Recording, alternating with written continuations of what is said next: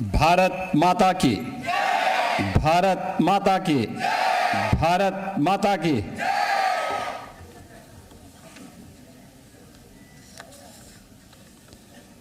उत्तर प्रदेश के अंतर्राष्ट्रीय पदक विजेता खिलाड़ियों के सम्मान के लिए आयोजित आज के समारोह में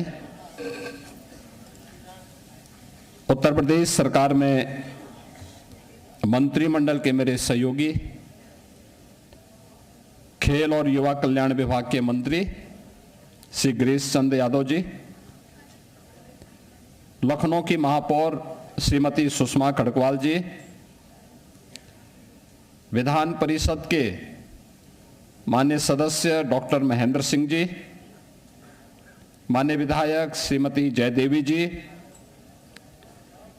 डॉक्टर राजेश्वर सिंह जी, विधान परिषद के माननीय सदस्यगण इंजीनियर अवनीश कुमार सिंह जी, श्री लालजी प्रसाद निर्मल जी,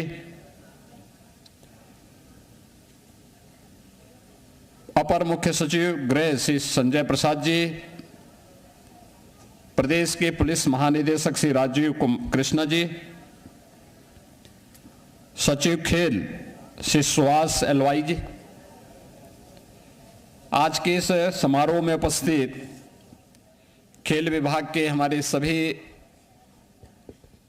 अधिकारीगण,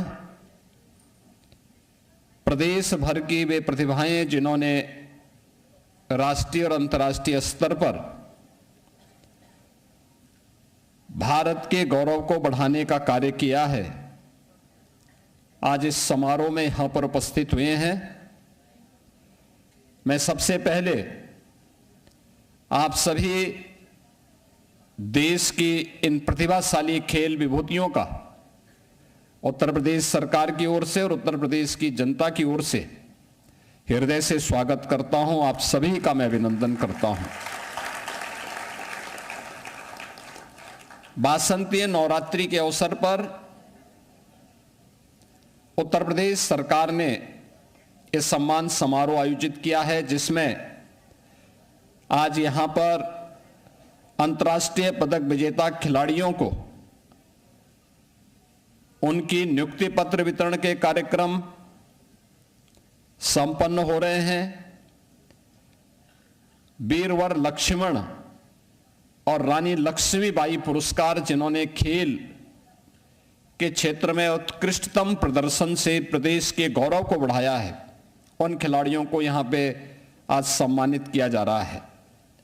मैं इस अवसर पर जिन खिलाड़ियों को अभी मंच पर मुझे सम्मानित करने का अवसर प्राप्त हुआ, जो खिलाड़ी इस पूरे समारोह का हिस्सा बने हुए हैं, आप सभी को इस नियुक्ति पत्र प्राप्त होने, वीरवर लक्ष्मण और रानी लक्ष्मीबाई पुरस्कार प्राप्त होने के अवसर पर मैं आप सबको प्रदेश शासन की ओर से और उत्तर प्रदेश की जनता जनार्दन की ओर से भी हृदय से बधाई देता हूं। आप सब जानते हैं कि अंतर्राष्ट्रीय प्रतियोगिताओं में पदक विजेता खिलाड़ियों के साथ ही यहां पर हम लोगों ने जो एक कार्यक्रम यहां पे आज आयोजित किया है, वीरवर लक्ष्मण की जब हम चर्चा करते हैं तो लक्ष्मण जी समर्पण के, कर्तव्य निष्ठा के और अनुशासन के प्रतीक हैं।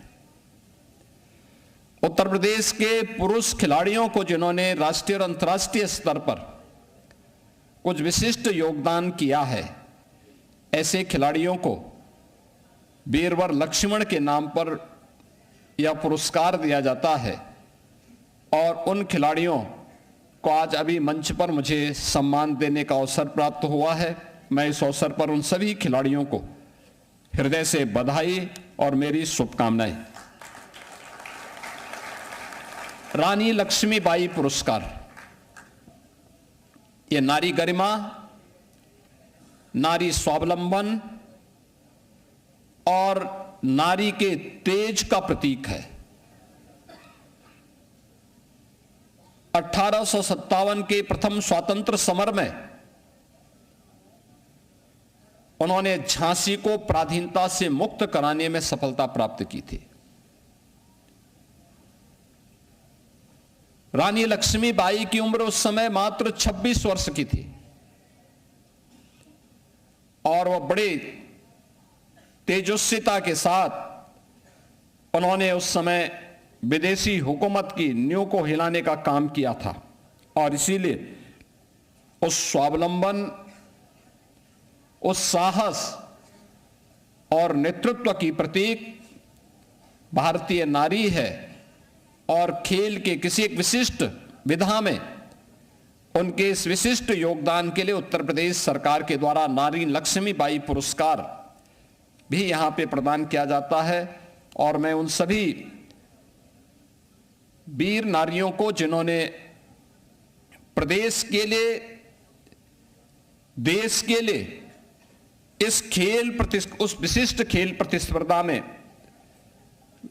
एक विशिष्ट सम्मान दिलाया है, आज रानी लक्ष्मीबाई पुरस्कार भी उन्हें यहां पे सम्मानित किया जा रहा है। मैं इस बात को हमेशा मानता हूं, ये वैसे भी वासंतीय नवरात्रि है, हमारे यहां वर्ष में 2 बार हम नवरात्रि के आयोजन के साथ जुड़ते हैं। एक वासंतीय नवरात्रि होती है और एक शारदीय नवरात्रि होती है। ये दोनों मातृशक्ति के प्रति भारत की सनातन परंपरा के समर्पण और श्रद्धा के प्रतीक पर्व हैं।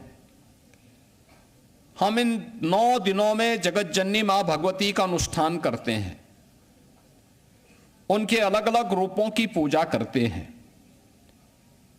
और यह उपासना इस बात का प्रतीक होता है कि जो भी समाज नारी शक्ति के प्रति इस सम्मान को बनाए रखेगा वह अपने सतत विकास के अभियान को आगे बढ़ाने के साथ ही एक लंबे समय तक अपने स्वयं के वजूद को बनाए रखने में सफल होगा। भारत की नारी उसका प्रतीक है और उस प्रतीक को लेकर के आज जहां हमारे यहां तो कहते भी हैं, यत्र नारीस्तु पूज्यन्ते रमन्ते तत्र देवता, यानी जहां पे नारी की पूजा होती है, उनका सम्मान होता है, वहां स्वतः स्फूर्त भाव के साथ दैवीय शक्तियों की कृपा अपने आप ही बरसती है। और इसका मतलब नारी सम्मान, नारी गरिमा की रक्षा और उनके स्वावलंबन के लिए कोई प्लेटफॉर्म उपलब्ध करवाना, ये समृद्धि की एक नई कड़ी को आगे बढ़ाने जैसा होता है।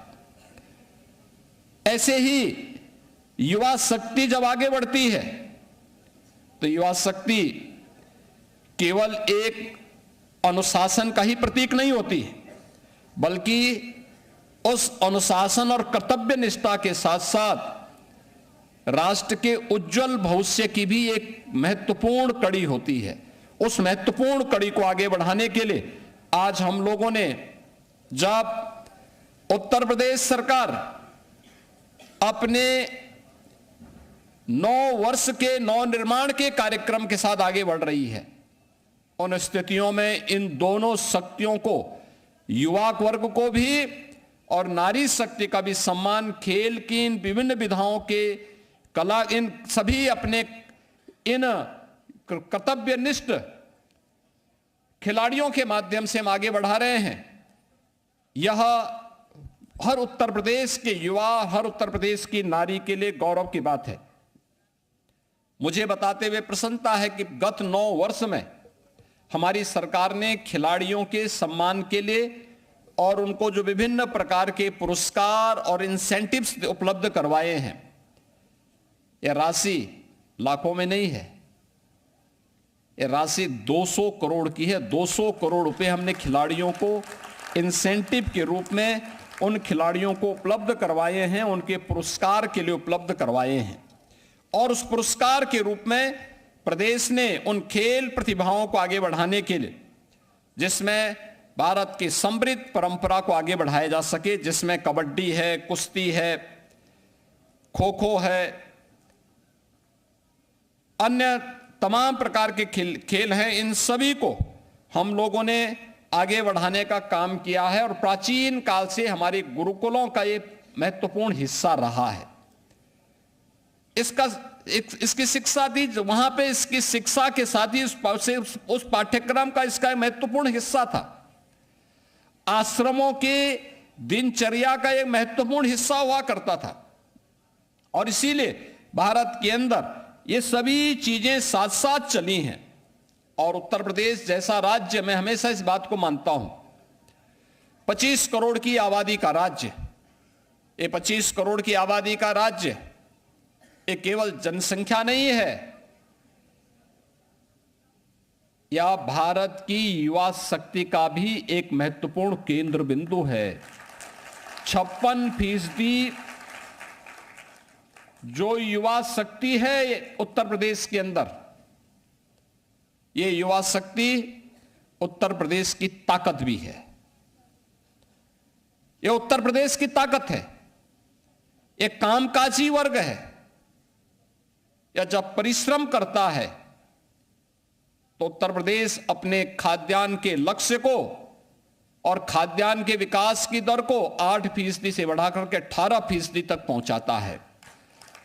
जब इसे अवसर मिलता है तो उत्तर प्रदेश जैसे बीमारू राज्य को यह युवा शक्ति भारत की अर्थव्यवस्था का एक ब्रेक थ्रू बना करके उसे रेवेन्यू सरप्लस स्टेट के रूप में स्थापित करके भारत के ग्रोथ का एक इंजन बनाने का काम कर देता है।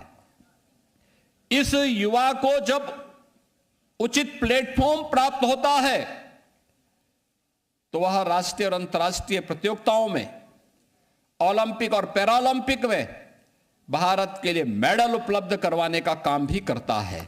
लेकिन उसको अवसर तो मिले और उस कार्य को लेकर के लगातार यह कार्य हमारे आगे बढ़ रहे हैं। आज मुझे इस बारे में बताते हुए प्रसन्नता की अनुभूति हो रही है कि भारत ने प्राचीन काल से जिन खेलों को आगे बढ़ाने का काम किया है, उस दिशा से आज प्रदेश सरकार ने आदरणीय प्रधानमंत्री जी के उन सभी अभियानों को अंगीकार करते हुए, याद करिए 2014 में देश के प्रधानमंत्री पद की शपथ लेने के उपरांत प्रधानमंत्री जी ने देश के अंदर एक नई खेल संस्कृति को बढ़ावा दिया।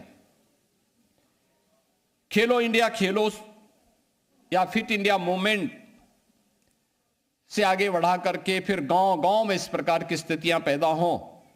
पहले सांसद खेलकूद प्रतियोगिता आगे बढ़ी।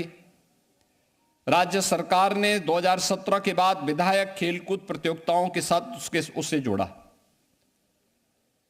फिर यही कार्यक्रम आगे बढ़े। आज हर गांव में खेलो इंडिया, हर ब्लॉक स्तर पर खेलो इंडिया के केंद्र स्थापित हो रहे हैं। राज्य सरकार ने ग्रामीण लीग की खेल की नई परंपरा को आगे बढ़ाया। परिणाम है जो यहां पे सुश्री सिमरन कह रही थी कि गांवों में खेल के मैदान आज दिखाई देते हैं। ये खेल के मैदान ये किसी उम्र के लिए नहीं, हर उम्र का व्यक्ति वहां जाकर के मॉर्निंग वॉक कर सकता है, सामान्य रूप से वहां खेलकूद की गतिविधियों का हिस्सा बन सकता है, उसके माध्यम से देख करके भी मनोरंजन भी कर सकता है और उन प्रतियोगिताओं के माध्यम से आगे बढ़ाने का कार्य करते हुए अपनी युवा पीढ़ी को अनुशासित और कर्तव्यनिष्ठ बना करके भारत के विकास में अपना योगदान दे सकता है। हर गांव में खेल का मैदान हो। आज गांव पंचायत के लिए जो धनराशि हम उपलब्ध करवाते हैं, उसके जो प्रायोरिटी तय होते हैं, उनमें खेल का मैदान और ओपन जिम का निर्माण भी उनके लिए तय होता है कि आपके गांव में नहीं है तो ये आपको बनाना पड़ेगा। बजट में हम लोगों ने व्यवस्था की कि बजट में हर विकास खंड स्तर पर एक मिनी स्टेडियम का निर्माण होना चाहिए। हमने विधायकों से भी कहा है, सांसदों से भी कहा है, अपनी निधि का उपयोग वहां पे खेल और खेल से संबंधित इंफ्रास्ट्रक्चर के डेवलपमेंट में आप भी योगदान दे सकते हैं। जैसे मैंने अपनी विधायक निधि का पैसा गोरखपुर में एक स्पोर्ट्स स्टेडियम के निर्माण के लिए दिया। इंडोर गेम के लिए भी वहां पर मैंने स्टेडियम बनाने के लिए पैसा उपलब्ध करवाया। और मैं जाता हूं, देखता हूं वहां पे कि वहां पे नौजवान बच्चे खेलते रहते हैं, हर समय वहां पे कुछ ना कुछ एक्टिविटीज चलती रहती है। आखिर वो नहीं होता तो ये बच्चे कहां घूमते, क्या करते? अपना समय या तो स्मार्टफोन पे खर्च करते या फिर सड़कों पे घूम रहे होते। आज वे उस स्पोर्ट्स स्टेडियम के अंदर जाकर के अलग अलग खेल की गतिविधियों के साथ जुड़े हुए होते हैं।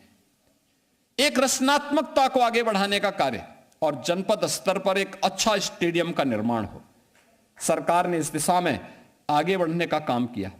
आज आप देख रहे होंगे उत्तर प्रदेश में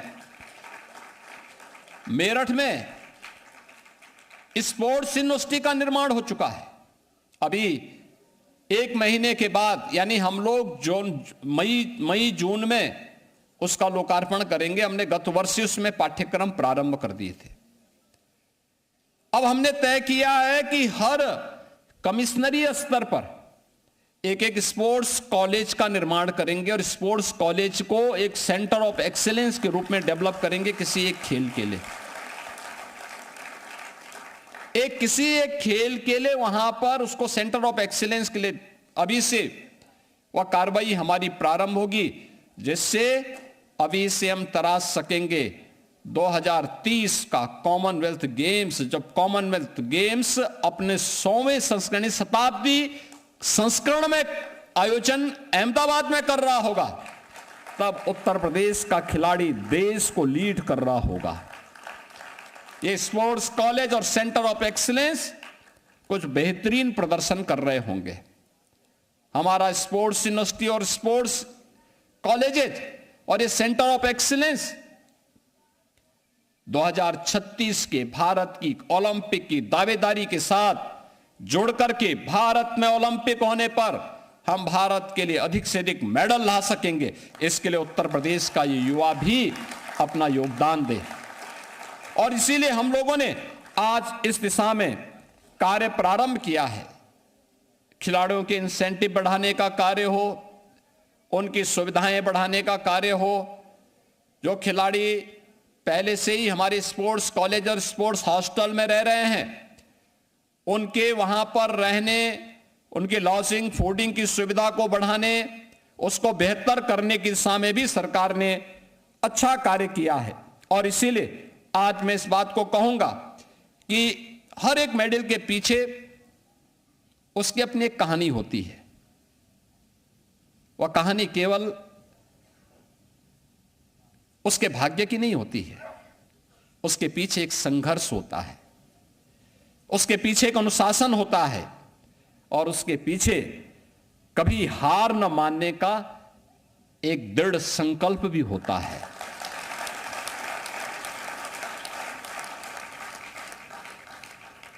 हमें याद रखना होगा, टैलेंट शुरुआत देता है, लेकिन आपकी मेहनत उसे लक्ष्य तक पहुंचाती है।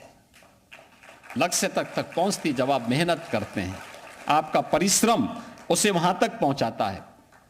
और हम इस बात को मानते हैं, जितना पसीना बहेगा उतनी ही जीत आपके निकट आएगी। खेल हमें गिरना, उठना और फिर जीतना सिखाता है। जो गिरेगा वही उठेगा और जो उठेगा वही जीतेगा। याद रखना, जो गिरने से कांप जाएगा वह उठ नहीं पाएगा, और जो उठने में लापरवाही कर देगा या किसी प्रकार से वह उठने में भी उसको थोड़ी समस्या हो रही है, उस समय भी वो कुछ टाल मटोल कर रहा है, तो फिर जीत के नजदीक नहीं पहुंच पाएगा। एक खेल का हिस्सा होता है उठना, गिरना, उठना और फिर लक्ष्य को प्राप्त करना। और उस दिशा में हम लोग हमेशा इस बात को देखते हैं, किसी भी खेल में हो, हमें एक ही बात हम देखते हैं। वॉलीबॉल में हम देखते हैं वो बॉल नीचे ना आए और समय आने पे अपना शॉट ऐसा मारें कि हमारे पक्ष में वह एक नई जीत दे दे। हम यही कार्य बैडमिंटन के समय भी देख करते हैं। हमारा प्रयास क्या होता है कि जो शटलकॉक होता है वह नीचे ना आए, अवसर की तलाश करते हैं, और तलाश जैसे ही अवसर मिलता है हमारा शॉट इतना जोरदार होता है, इतना तीव्र होता है कि वो हमें विजय की ओर उपलब्ध करवाता है। और आपके सामने यही उदाहरण दुनिया के अंदर विकसित देशों में अगर उदाहरण देखना तो जापान का है। वहां पे दो चीजें अक्सर हम देखते हैं। एक जापान की काइजेन, यानी काइजेन का मतलब निरंतर सुधार, और दूसरा उनका शब्द होता है मोनोजुक्री। मोनोजुक्री का मतलब उत्कृष्ट निर्माण कला, यानी निरंतर सुधार। हर एक कार्य में कुछ ना कुछ सुधार की गुंजाइश होती है, कुछ ना कुछ अच्छा करने की गुंजाइश होती है। याद रखना, आज हम जो भी हैं उसमें और अच्छा क्या हो सकता है, हमें उस दिशा में प्रयास करना चाहिए। निरंतर हमारा दिमाग उसके लिए चलायमान होना चाहिए। दूसरा, उत्कृष्ट निर्माण कला। हमने जो किया है उसको और अच्छा करने के लिए क्या हो सकता है।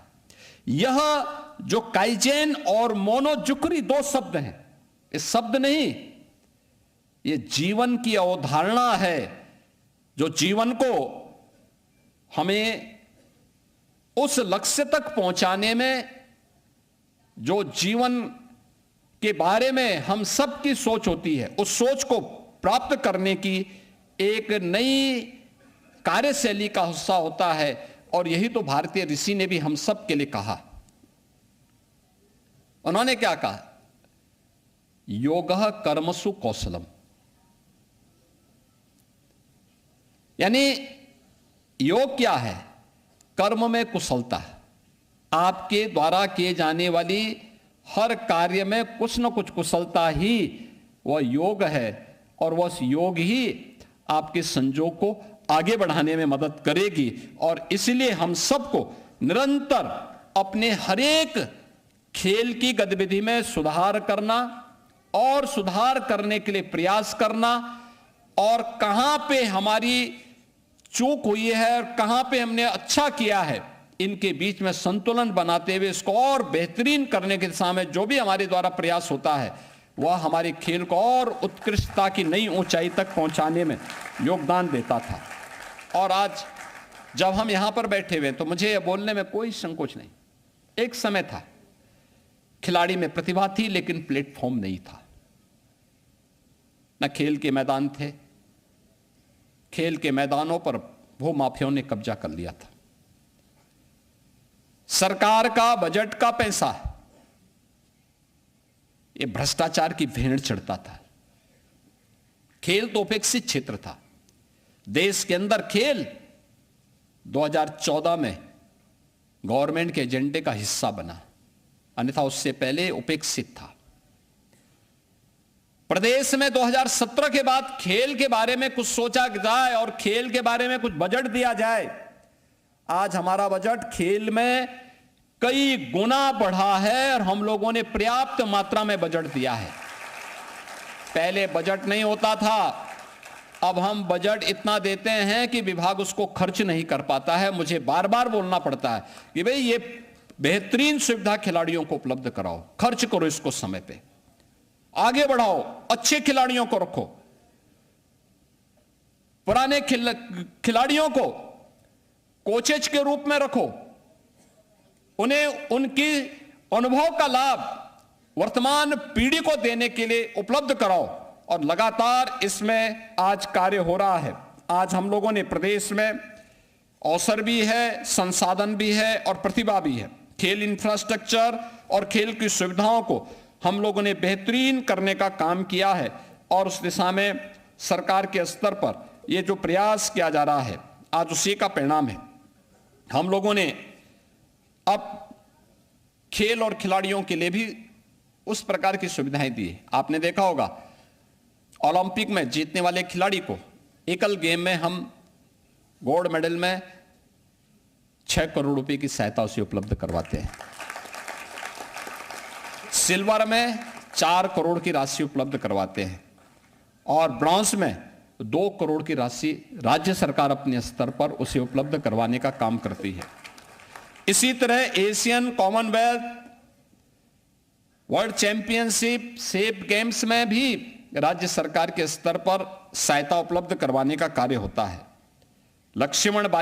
वीरवर लक्ष्मण पुरस्कार और रानी लक्ष्मीबाई पुरस्कार से भी खिलाड़ियों को सम्मानित करने का काम होता है और उन खिलाड़ियों को और प्रोत्साहित करने के लिए सरकार पूरी प्रतिबद्धता के साथ कार्य कर रही है। हमारा एकलव्य क्रीड़ा कोष उस सहायता को आगे बढ़ाने में मदद करता है और उत्तर प्रदेश देश का पहला राज्य है जिसने सरकारी सेवाओं में खिलाड़ियों को नौकरी में प्राथमिकता दी है।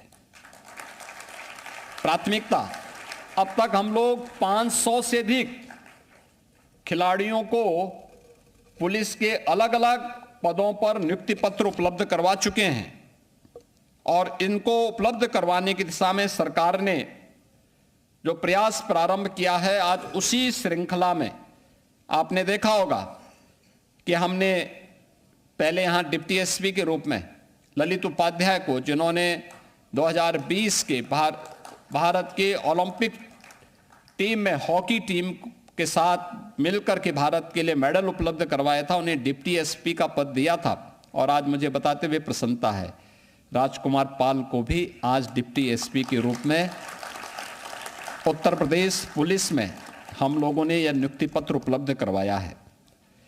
प्रवीण कुमार पैरा एथलेटिक्स से हैं, इन्हें भी डिप्टी एसपी के रूप में आज यह नियुक्ति पत्र उपलब्ध कराया गया है। राजकुमार पाल गाजीपुर के रहने वाले हैं, प्रवीण कुमार जनपद गौतम बुद्ध नगर के हैं। अजीत सिंह इटावा से हैं, पैरा एथलेटिक्स हैं, इन्हें जिला पंचायत राज अधिकारी के रूप में नियुक्ति पत्र दिया गया है। सुश्री सिमरन ये पैरा एथलेटिक्स से है, इन्हें जिला पंचायत राज अधिकारी के रूप में नियुक्ति पत्र दिया गया है। और सुश्री प्रीतिपाल ये पैरा एथलेटिक्स है, ये बीडीओ के रूप में, ब्लॉक डेवलपमेंट ऑफिसर के रूप में इन्हें नियुक्ति पत्र उपलब्ध करवाया गया है।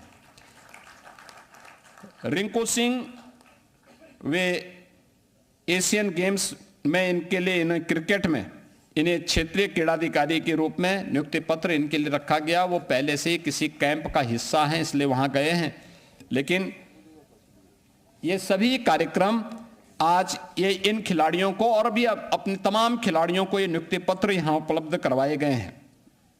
आज यहां पर हमने वीरवर लक्ष्मण और रानी लक्ष्मीबाई पुरस्कार भी यहां पे उपलब्ध किया है।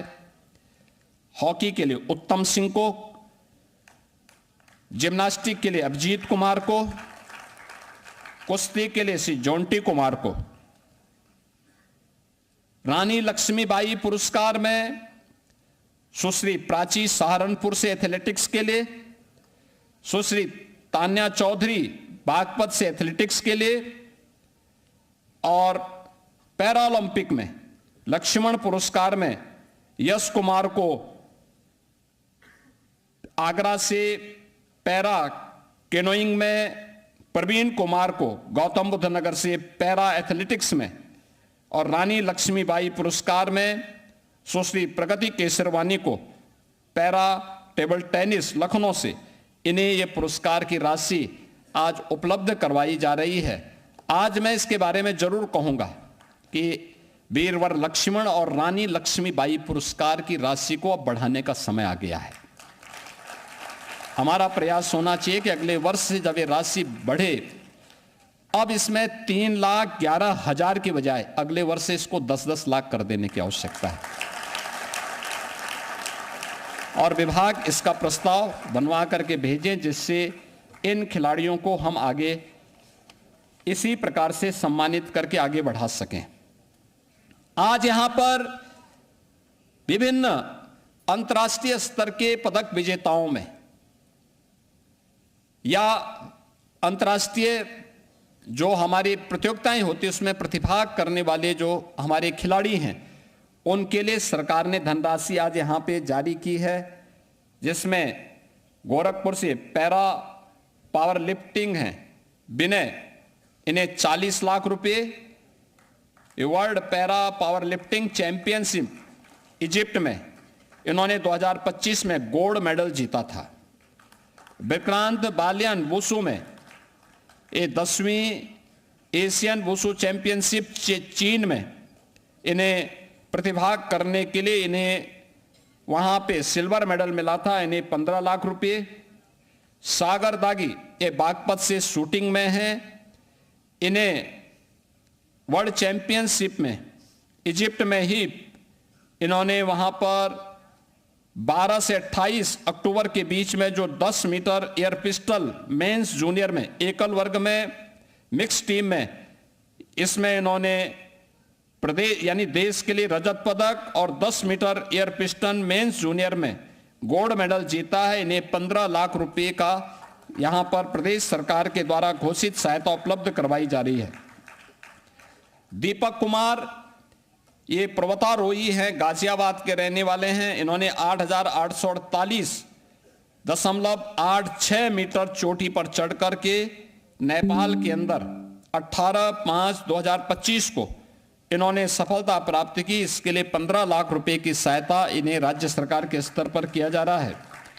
सुश्री तनु श्री पांडे ये लखनऊ की खिलाड़ी हैं, सॉफ्ट टेनिस में इन्होंने प्रतिभाग किया था और इन्हें ये राशि यहां पर उत्तर प्रदेश सरकार ने इन्हें कांस्य पदक जीतने पर और 4वीं world junior soft tennis championship China में इन्होंने रजत पदक जीता है। इसके लिए भी इन्हें सम्मानित किया गया है। इसी प्रकार से राजकुमार पाल को हॉकी में स्वर्ण पदक प्राप्त होने और उसमें प्रतिभाग करने के लिए यह राशि उपलब्ध करवाई गई है। यश कुमार पैरा केनोई के इन्हें पैरा कोनोई वर्ल्ड कप पोलैंड में इन्हें ब्रॉन्ज मेडल प्राप्त करने पर इन्हें सहायता उपलब्ध करवाई गई है। और भी हमारे तमाम ऐसे खिलाड़ी हैं जिन्हें आज ये राशि, अभय सिंह ये वाराणसी के हैं, इन्हें और श्रवण कुमार ये बागपत के हैं। इन सभी खिलाड़ियों को और जो अन्य खिलाड़ी जिनका मैं नाम नहीं बोल पा रहा हूं, लंबी सूची है, उन्हें उनके अकाउंट में सभी धनराशि अभी यहां पे हमने डीबीटी के माध्यम से उनके अकाउंट में भी वो देने का काम किया है। मैं इस अवसर पर इन सभी खिलाड़ियों को हृदय से बधाई देता हूं और शुभकामनाएं देता हूं। बहनों और भाइयों, आज उत्तर प्रदेश के अंदर एक बेहतरीन अवसर आया है। आज आप देखते होंगे देश के अंदर चौका और छक्का कहीं भी लगे, लेकिन वो बैट और बल्ला कहीं बनता है, उत्तर प्रदेश के अंदर मेरठ में बनता है। यानी ये प्लेटफॉर्म भी उत्तर प्रदेश ने दिया है। आपने देखा होगा जिले को और राज्य को इससे लोकल और ग्लोबल पहचान प्राप्त हो रही है और उस पहचान को आगे बढ़ाने के लिए हम लोगों ने लगातार कार्य को आगे बढ़ाया है। और मैं इस अवसर पर आप सबसे कहूंगा कि उत्तर प्रदेश ने जो कार्य किया है उस अभियान को और मजबूती के साथ हमें आगे बढ़ाने में अपना योगदान देना है। खेल यह मेडल जीतने के साथ साथ देश के सामर्थ्य को भी प्रस्तुत करने का एक माध्यम होता है। दुनिया के सामने हमारी प्रतिभाएं जब परिश्रम करती हैं, अपने टैलेंट को परिश्रम में बदल करके बेहतरीन करती है, तो उससे देश का गौरव बढ़ता है। दुनिया के सामने उस देश के बारे में एक नई जिज्ञासा बढ़ती है और आपके कारण यह अवसर उत्तर प्रदेश को भी और भारत को भी प्राप्त होता है। आज आपके सम्मान के लिए कार्यक्रम आयोजित किया गया है। आप अवश्य अपने आप को आगामी प्रतियोगिताओं की तैयारी के लिए कार्य कर सकेंगे, इस विश्वास के साथ हमने यहां पर अपना खेल सचिव भी एक खिलाड़ी को ही रखा है। वे ओलंपियन हैं, ओलंपिक में कई बार मेडल जीते हैं और वे लगातार इस कार्य के साथ जुड़े हुए हैं। आज जब उनकी चर्चा होती है तो बहुत सारे लोग कहते हैं साहब हम भी कर सकते हैं। हमने कहा देखो, तो उन्होंने ओलंपिक में मेडल प्राप्त किया है और वह खेल के बारे में जानेंगे, खेल के बारे में रुचि भी लेते हैं, खेल और खेलकूद की गतिविधियों को आगे बढ़ाते हैं।